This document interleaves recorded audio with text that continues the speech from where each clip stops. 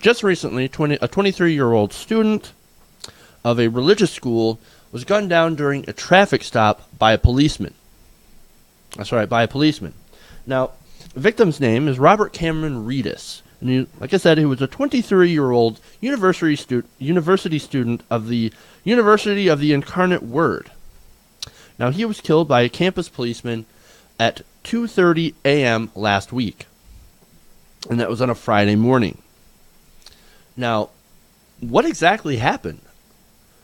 Well, according to the police, Reedus was driving his truck in the middle of the night and was driving erratically. So then he was pulled over by a policeman. By a campus policeman, by the way.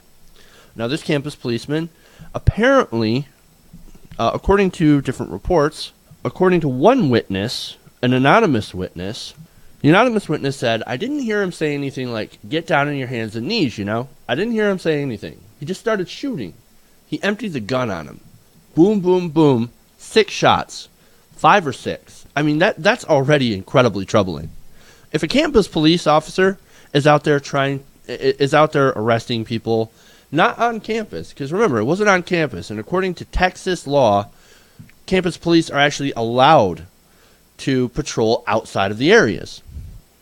So that's incredibly troubling. And another thing that's incredibly troubling is that campus police are armed with pistols, with guns. Most campus police are usually armed with like pepper spray or mace.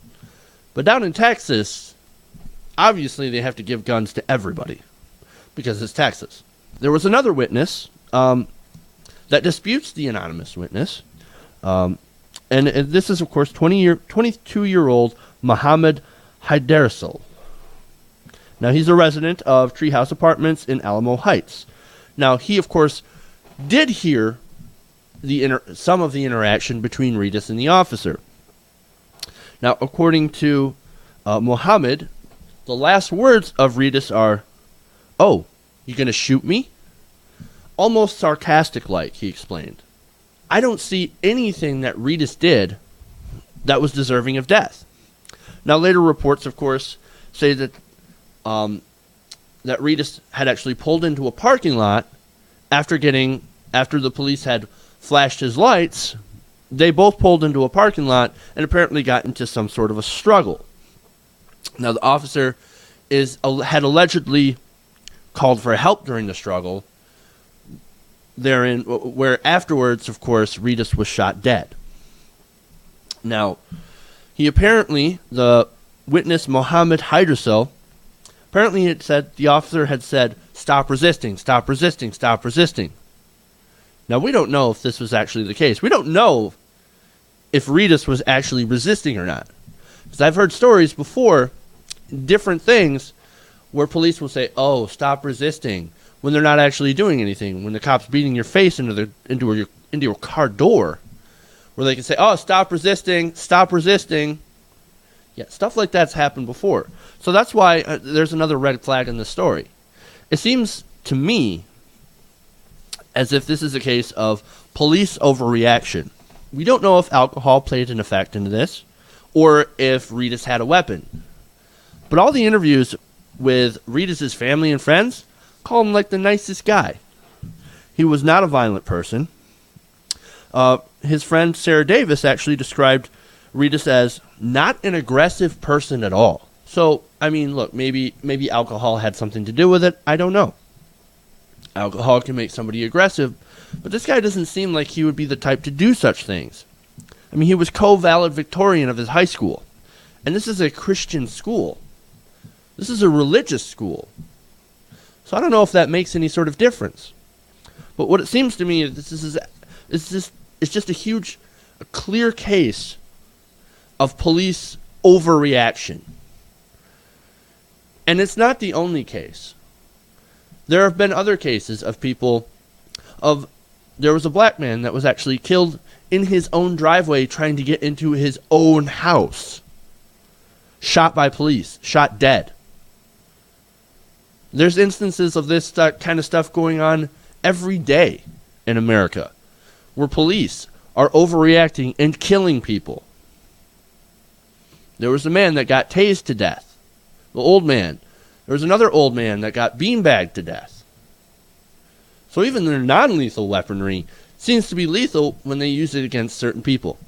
Speaking of non-lethal weaponry, why wasn't there a way that they could stop Reedus if he was resisting without having to use deadly force? Is resisting an officer now grounds to use deadly force? Is that where we've gone to here in America? Is that where we're at? If you resist at all, you could be shot dead by a campus rent-a-cop? And look, this policeman actually had about 9 years of experience in law enforcement. So, to be fair to the officer, he's had 9 years of experience. But what kind of stuck out to me about that is that in every place that he had worked before the campus police officer job, he'd only stayed at his job for about a year. So I don't know. I don't really know what to make of that. That just kind of sticks out to me as something like, why would he only stay at certain jobs for a year? I mean, there could be many different answers for that, but that just kind of, I don't know, that makes me suspicious about this guy, about this officer. Now, of course, this officer is Corporal Chris Carter. So, well, right now he's on paid administrative leave pending an investigation. So, and look, I hope they find out what actually happened, and that if this officer is accountable for this, for using excessive force, deadly force, in a situation that didn't warrant it, I hope he gets punished to the fullest extent of the law, because now a kid is dead.